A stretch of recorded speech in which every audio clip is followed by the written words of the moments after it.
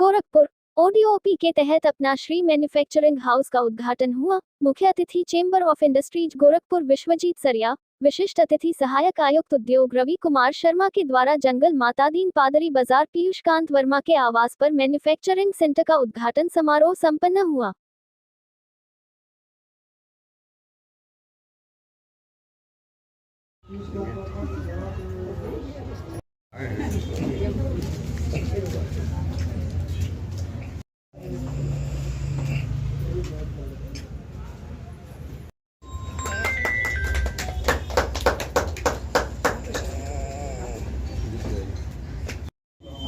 हुआ ब्लाउज हुआ पेटीकोट हुआ तो उसमें लोगों की डिमांड रखी कि अंदर से सिलाई लेना ऐसा रहे उसको लग करने के लिए। बाकी फ्री नीडल मशीन है, ये भी मोटी से है और वो वाली रुमाल भी मेरी बनती है। तो फिनिश्ड प्रोडक्ट को भी डिस्प्ले करें। हाँ।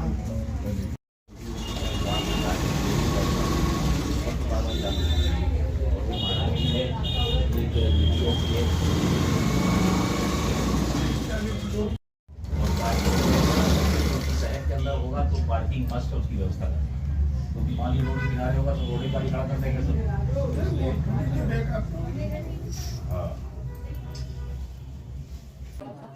जिस तरह से रेडीमेड गारमेंट का ये हब बन रहा है तो क्या करना चाहेंगे आप?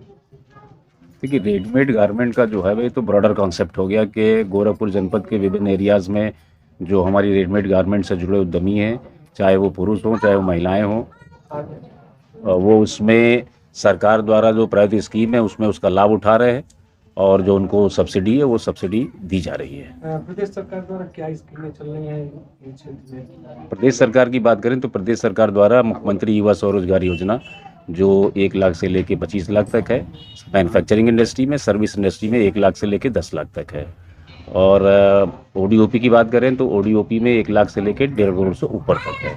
और ओडीओपी में जो सेगमेंट है सब्सिडी का वो अलग अलग है। 1 लाख से 25 लाख अगर कोई सब प्रोजेक्ट लगाता है, लोन लेता है तो उसको 25% सब्सिडी का प्राविधान है, और 25 लाख से 50 लाख तक अगर करता है तो 50 लाख तक के उसमें 6.25 लाख या 20% विच एवर इज़ हाई यानी 10 लाख उसको सब्सिडी का प्रोविज़न है, और उसके ऊपर जो सेगमेंट है उसी हिसाब से 10% और 15% सब्सिडी का प्रोविज़न है। जहाँ तक नलिनी श्रीवास्तव जी की बात की जाए तो इन्होंने मुख्यमंत्री युवा स्वरोजगार योजना के अंतर्गत रेडीमेड गारमेंट में फॉर्म अप्लाई किया था, जिसमें यूनियन बैंक राप्ती नगर द्वारा इनको 8 लाख का ऋण स्वीकृत किया गया है, जो आज ये स्वीकृत और वितरण भी हो चुका है।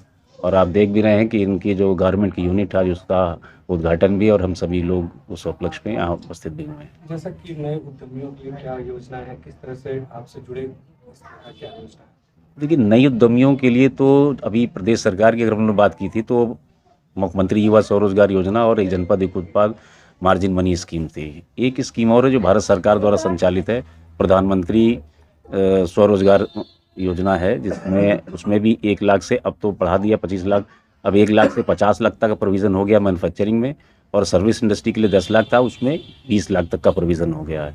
जहाँ तक उद्यमियों के जुड़ने का सवाल है, योजनाओं का प्रचार प्रसार विभिन्न माध्यमों से, चाहे वो हमारा इलेक्ट्रॉनिक मीडिया हो चाहे वो प्रिंट मीडिया हो, उसके माध्यम से किया जाता है। ऐसे भी कोई उद्यमी जिसको और भी कुछ सूचना चाहिए वो आगे जिला उद्योग केंद्र के माध्यम से जानकारी प्राप्त कर सकता है। वहाँ स्कीम के बारे में जानकारी प्राप्त करने के बाद जो कंसर्निंग डॉक्यूमेंट्स वो ला के अपना ऑनलाइन आवेदन कर सकता है।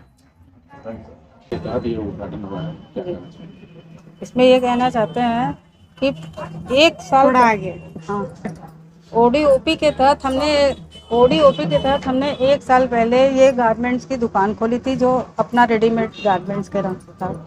उस समय हमने ये वादा किया था कि माननीय योगी जी के सपनों को हम लोग साकार करने में अपना योगदान देंगे, हमने यहीं से बोला था।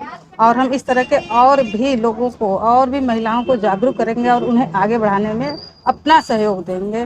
तो इसी के तहत हमने अदिति को आगे बढ़ाने का प्रयास किया है, और इन्हीं के लिए हमने ये अपना श्री मैन्युफैक्चरिंग हाउस खोला है, जिसको इन्हीं की देखरेख में सारा कार्य होता है। सारा कुछ ये जानती हैं कैसे होता है, कैसे आता है, कैसे जाता है, कैसे सिलता है, सारा कुछ केवल हमने इनका सहयोग हम कर रहे हैं।